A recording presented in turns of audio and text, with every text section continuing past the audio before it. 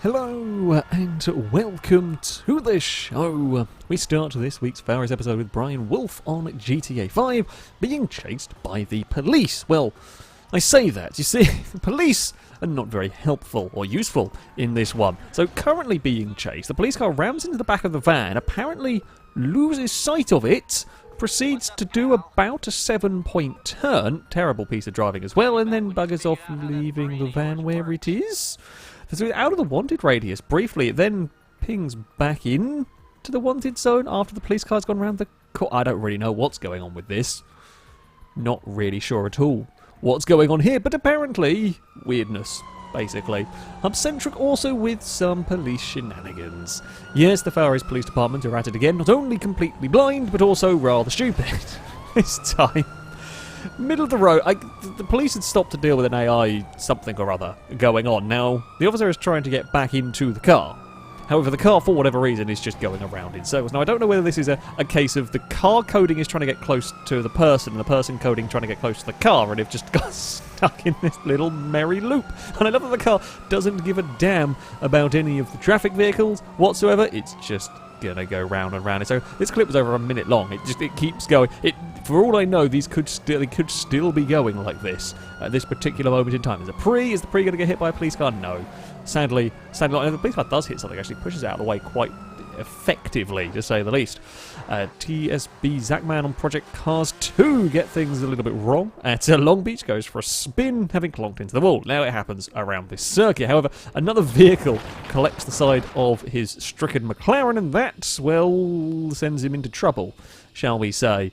That's definitely not where you want to be. It's not where you're supposed to be at Long Beach. I don't know what's going on with the wheels. Something weird is happening. The car was at briefly about 350 miles an hour, I think. In all of that, it's, 390 there at ping 2. It's definitely not having a good time. That's not what you want. A Kaido Racer also on Project Cars 2. Racing the Sauber C9 in rather difficult conditions, gets things a little bit wrong, clips a bin, and then proceeds to get stuck. Yes, the mighty Sauber C9 has been bested by one bin. I mean, it was probably not the best idea to go over the bin in the first place, but that's very, very wedged. Could do with a help from, I presume, AI cars, but no help comes. Lapis Fox up next on Driver San Francisco. Now, this, I mean, is all manner of weirds to begin with. The player, I presume as a police car, has to try and stop a race that's between a bunch of trucks, and police is using the acid. Regardless, it's all a little bit strange. However, it gets weirder because the player tries to ram one of the tow trucks, which is all very well and good, but that hooks onto the back of the tow truck and then for some reason is left dangling out to the side. Yes, because of course it couldn't be put on it couldn't just be, connected to the back of the tow truck. No, it's got to be stuck out of the angle and just batter its way through all the cars. Why not? Welsh Toast up next on R Factor, having had a little bit of an off, ends up finding some very, very strong cones. I mean, those are some really, really strong cones. Normally, Formula 1 car versus cones goes the way of the Formula 1 car. This time it's torn the entire side off of it and, well, the car's on fire. Don't mess around with the cones. Cleo Pleb up next on Grand Prix 4. Racing at Silverstone, gets a little bit brave trying to go for an overtake through Magus and Beck. It's a very, very difficult place to overtake. Can't quite get it made. Connection between the Williams and the BAR, and so spinning across the grass, they both come to a rest. Now, up until this point, it wasn't the worst thing in the world, but the AI car just visits a wall.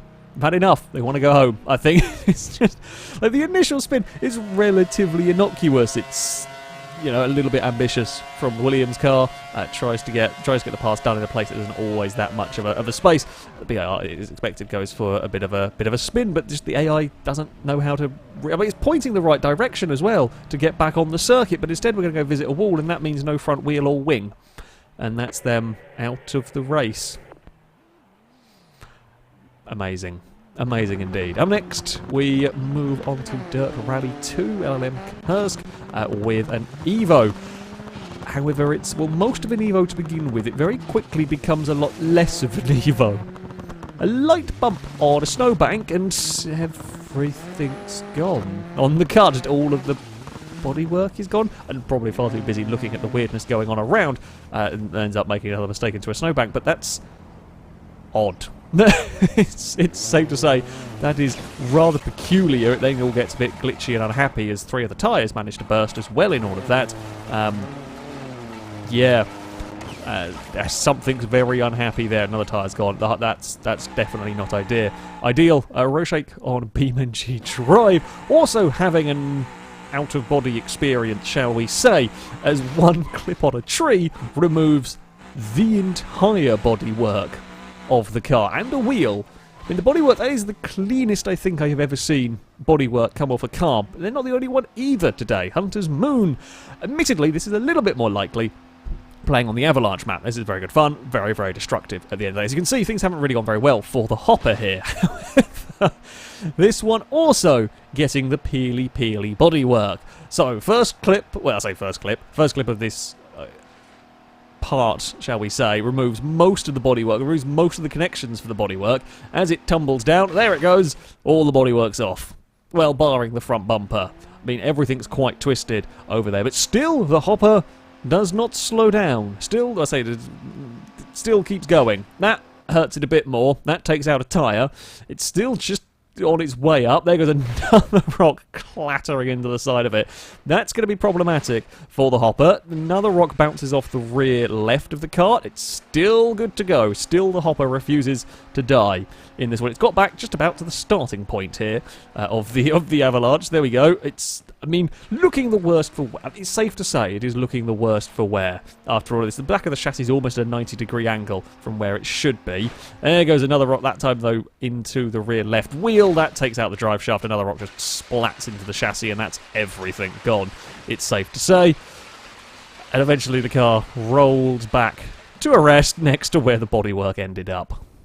Yeah, don't mess around with those rocks. Apparently, today is the episode of cars losing almost all of the bodywork. That, though, is going to be it for this episode. As ever, if you have clips you'd like to submit to this series, you can via our forums. There'll be a link in the description of this video. At the right top of the page is the FailRace clip submission section, and there you can find all of the rules and how to submit them. However, that is going to be it from me. Thank you all very much for watching, and until next time, a goodbye.